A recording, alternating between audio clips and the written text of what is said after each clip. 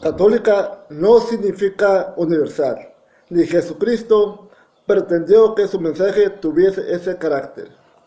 Según el Catecismo de la Iglesia Católica, la palabra católica significa universal, en el sentido de según la totalidad o según la integridad. La Iglesia Católica es católica en un doble sentido. Es católica porque Cristo está presente en ella.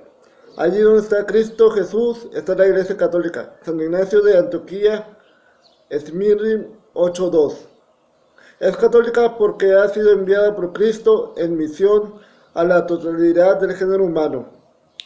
Mateo 28.19, según. En primer lugar, si la iglesia es católica porque Cristo está presente en ella,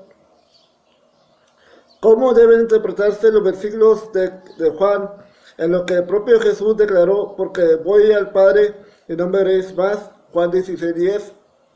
¿Puede estar presente aquí en la iglesia aquel que se despidió para no ser visto nunca más? Parece obvio que no puede estar presente. En el capítulo 12 rebatiremos. En el siguiente video rebatiremos extensamente el dogma católico de la presencia real de Jesucristo en la Iglesia Católica. Más que en el recuerdo, como sucede con nuestros seres queridos desaparecidos, y ello no supone ningún sello de universalidad.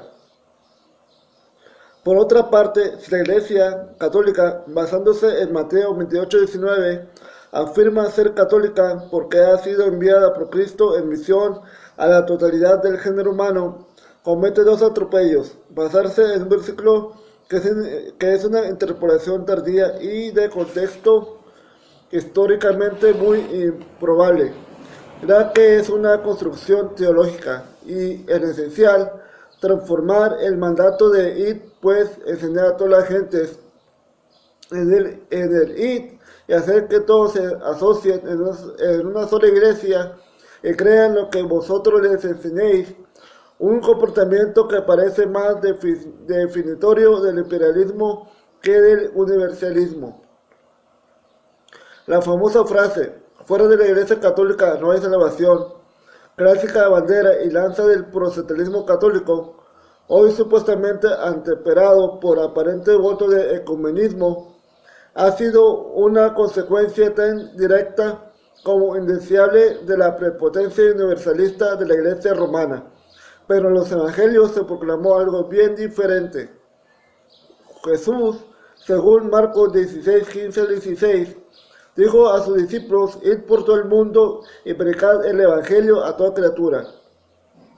El que creyere y fuere bautizado se salvará, mas el que no creyere se condenará. El mandato contiene una obligación de ofrecimiento del evangelio o buena nueva, a todos: id y predicar, pero no presenta ninguna obligación de pertenencia a nadie ni nadie, y menos a una iglesia que Jesús no decidió ni instituyó, para poder acceder a la salvación. Para Jesucristo, el que creyere y fuese bautizado se salvará, pero el contexto del versículo indica claramente que creer se refiere a la buena nueva que él había transmitido personalmente hasta el momento de su ejecución, no a dogmas católicos espurios o a individuos que en el futuro se arrogasen legitimidad en la interpretación de su mensaje. A creer viene connotando como un proceso experiencial, no como una imposición jurídica, que el sentido que le ha dado a la Iglesia Católica.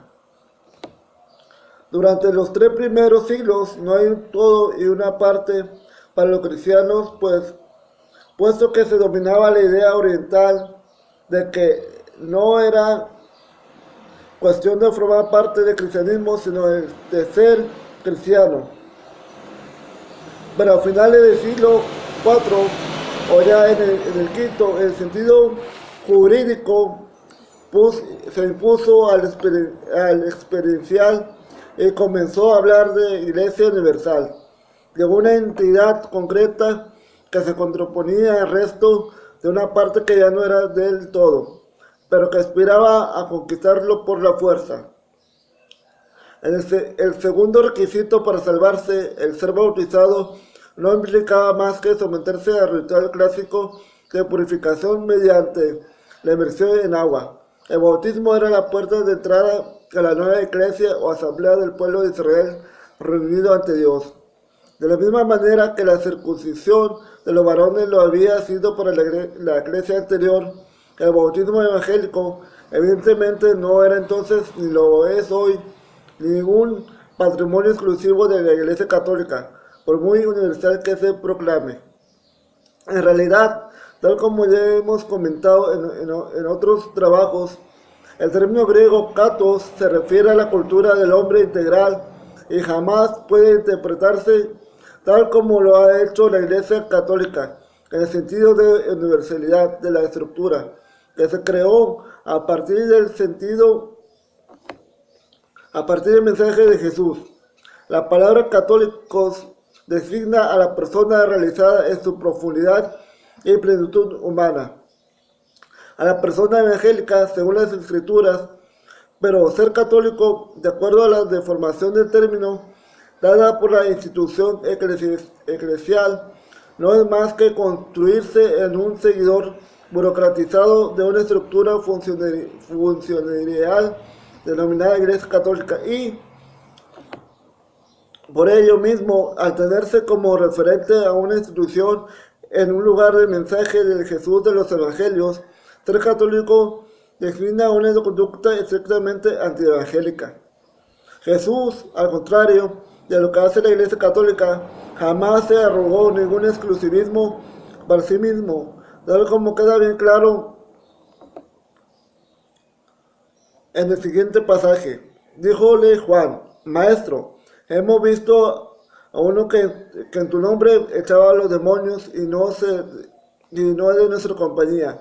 Se lo hemos prohibido. Jesús le dijo: No se lo prohibáis, pues ninguno que haga un milagro en mi nombre hablará luego mal de mí.